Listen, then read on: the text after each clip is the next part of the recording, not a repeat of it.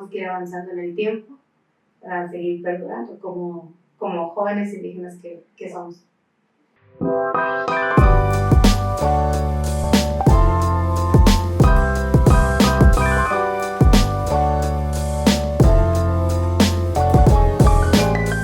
Es un placer el día de hoy tener a Maya Menchú, quien encabeza la Fundación Rigoberta Menchú en la Ciudad de México, más bien en el país. Y nos gustaría mucho, justamente en este podcast de la Organización Mundial por la Paz, que pudiera pues ella comentarnos un poco qué es lo que hace la Fundación Rigoberta Menchú en México y, por supuesto, que se presente aquí frente a las cámaras cuánto tiempo lleva en México, este tipo de cosas. Pues bienvenida, Maya. Muchas gracias al vice por esta entrevista. Realmente estoy muy emocionada de estar aquí en la sede de la Organización Mundial para la Paz. Pues les comento un poco de mí. Yo soy Maya Menchú, pues represento a la Fundación Menchú en Ciudad de México. Tenemos oficinas aquí en Coyoacán, también los invitamos un día a que lleguen a visitarnos. Comentarte que yo soy internacionalista, tengo una maestría en migraciones internacionales y pues bueno, hemos hecho mucho trabajo en favor de la paz, de los pueblos, creemos mucho en las lideresas indígenas y pues tenemos varias acciones aquí en Ciudad de México, pero pues también en Guatemala y en otras partes del mundo.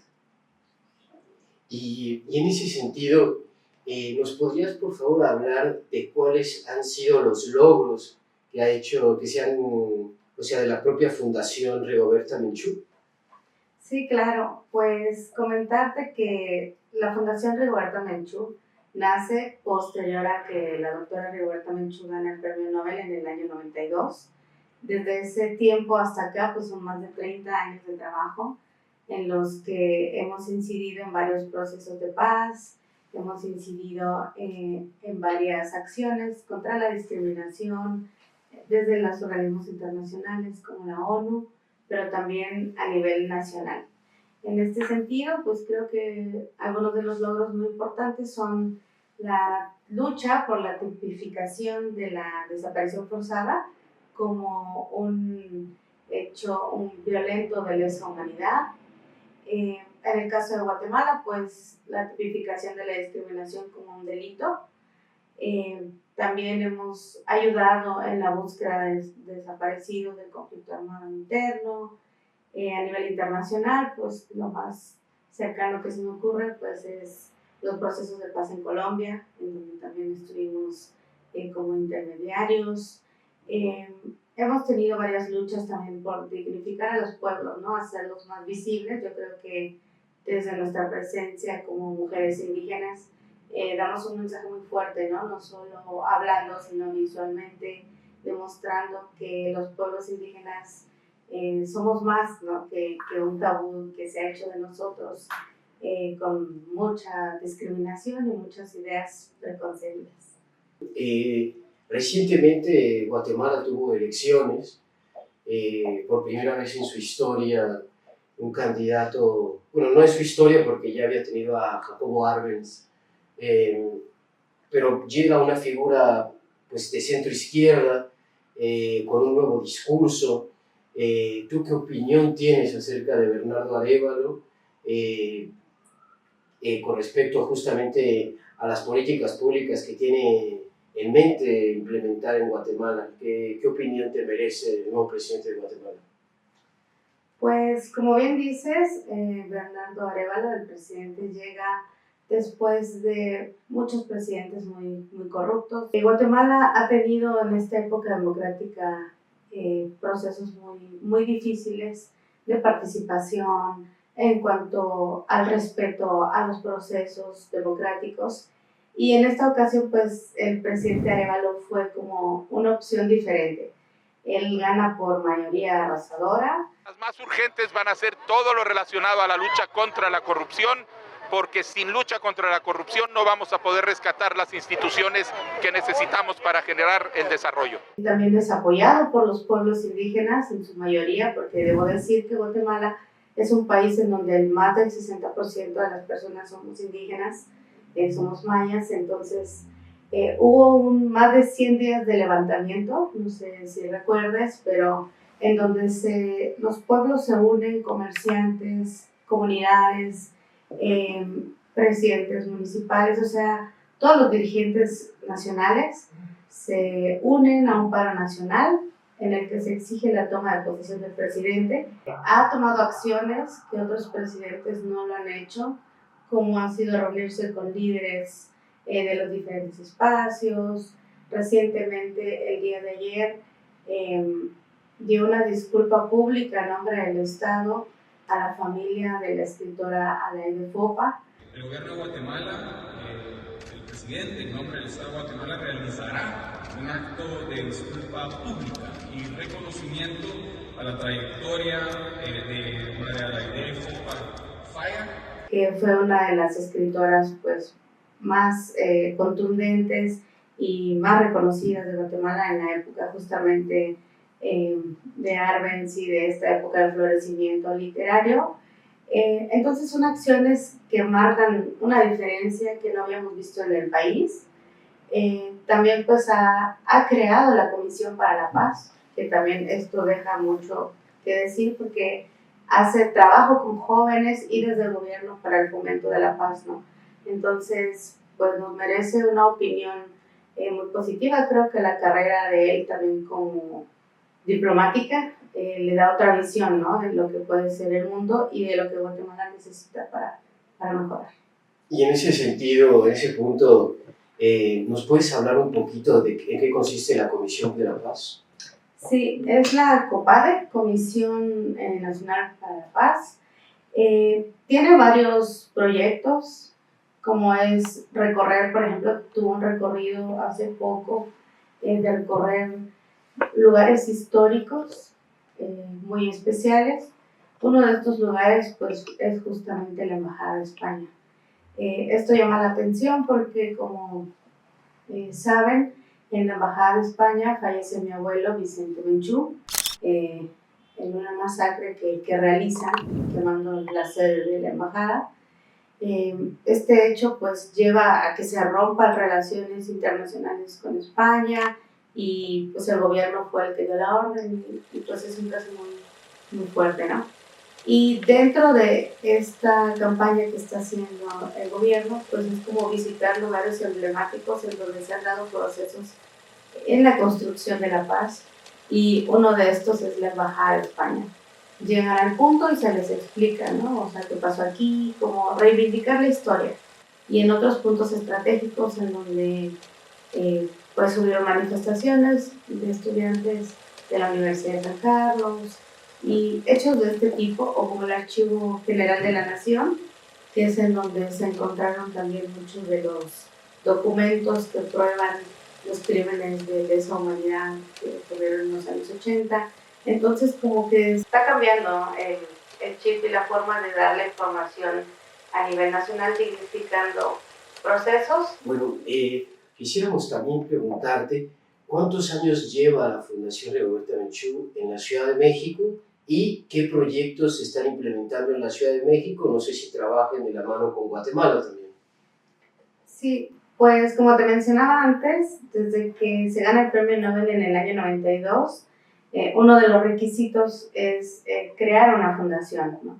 Para la recepción y cuidado de esta presea. México es el país que acogió a la doctora Rigoberta Menchú, ya que recordemos que estaba en el exilio anteriormente, y justamente en México, en el Museo de Antropología e Historia, está la presea del Premio Nobel. Los invitamos a que vayan a visitarlo. Y entonces la fundación surge en México. Posteriormente se abre la sede en Guatemala y desde ese entonces estamos acá, desde el año 92, 93 podríamos decir. Y pues, ¿qué hacemos en México? En México tenemos alianzas estratégicas con algunas empresas del sector privado y otras asociaciones civiles. Como ustedes saben, por ejemplo, con farmacias similares, tenemos algunos programas, tanto de concientización como en la reforestación con Mi Planeta. En el área educativa, pues estamos en la UNAM. La doctora Rigoberta Menchú tiene una cátedra, que es la cátedra Rigoberta Menchú. Es transversal a todas las carreras. Entonces hemos estado en la Facultad de Derecho, hemos estado en Humanidades, en Filosofía, en diseño. Entonces tenemos ahí también pues, una cátedra muy amplia de impacto. Decirte que en la Facultad de Derecho pues hemos tenido mucho alcance, hemos impactado en el tema de que se cree la cátedra de Derecho Indígena obligatoria para los alumnos de primer año de Derecho, lo cual pues es algo innovador y algo muy positivo para México, ¿no? Porque anteriormente era simplemente una optativa. También en posgrado la clase de conflictos, de cómo tratar los conflictos, ¿no? Entonces, desde esta visión de la paz, la negociación, la mediación de conflictos. Y bueno, y también pues a lo largo de la carrera de la doctora Rigoberta, que va de la mano de la fundación, pues también participación en diferentes eventos, con diferentes temas, y pues nos gusta mucho el tema de la madre tierra y el tema de las mujeres. Es como la agenda que traemos ahora, pero pues siempre la educación y la paz, porque creemos que la paz y la educación van de la mano y que la paz no es solo la ausencia de guerra, ¿no? Sino es una construcción social mucho más fuerte. Así que nos gusta mucho trabajar también con los jóvenes. Justo la década de los 90, la última década de los 90, fue considerado como el boom de los movimientos indígenas. O sea, pudimos ver, bueno, más 90s, 2000s, justo por ejemplo en el caso de Evo Morales, en el caso de México, pues el movimiento zapatista. Pareciese que actualmente los movimientos indígenas ya no son como no son ya tan protagónicos como durante esa década que estamos hablando. ¿Tú crees que algo está cambiando? ¿Tú crees que las luchas han disminuido o por el contrario han tomado otras direcciones? Creo que quizás se deba uno a la vida mental mediática, ¿no? Y tan rápida que estamos viviendo, a las redes sociales, que todo es muy inmediato. Entonces tú puedes leer una nota y a los 5 minutos ya leíste otra y ya se te fue el interés, ¿no? O sea, como que esta inmediatez también afecta a este tipo de procesos. Por otro lado, también creo que tiene que ver justo con que hay mucha, ¿cómo podríamos decirlo?, discriminación en ese sentido, ya que también recordemos que los líderes de las comunidades muchas veces no tienen el manejo de estas tecnologías, ¿no? Que es a donde nosotros nos informamos desde los centros ciudad.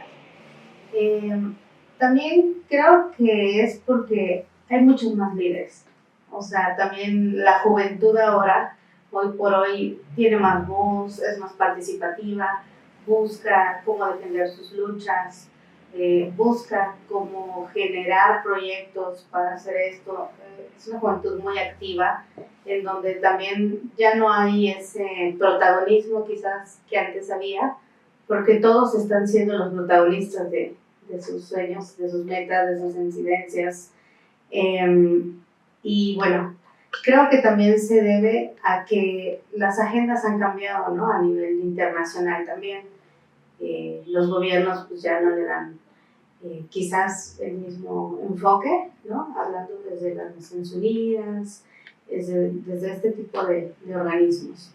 ¿Qué mensaje le darías tú a esta generación o a las futuras generaciones en relación, pues, a todo lo que ha vivido? Obviamente que es otra época, ya no hay justamente dictadores en Guatemala como en ese entonces, ¿no? Pero, ¿tú qué le dirías a las comunidades indígenas, conociendo además, pues, de primera mano a tu tía, ¿no? Que es Rigoberta Menchú?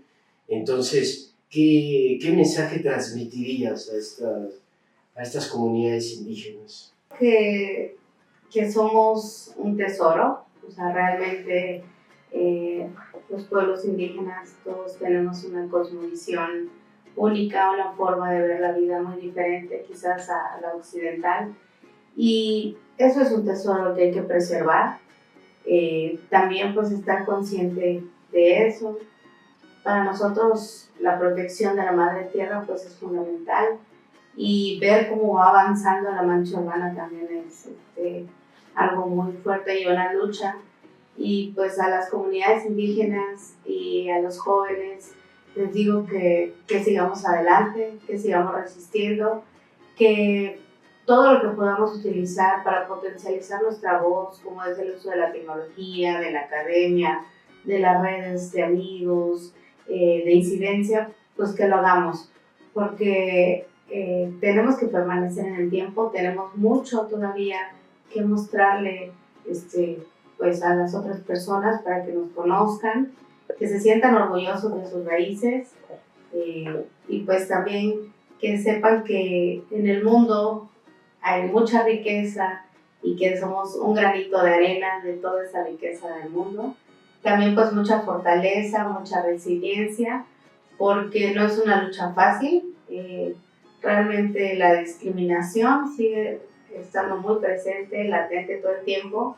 El paternalismo, claro, que está ocultando esta discriminación a veces no tan frontal, pero pues que esta sea una fortaleza y que vaya para adelante. Gracias por habernos visto, recuerda suscribirte y hasta la próxima. ¡Chao!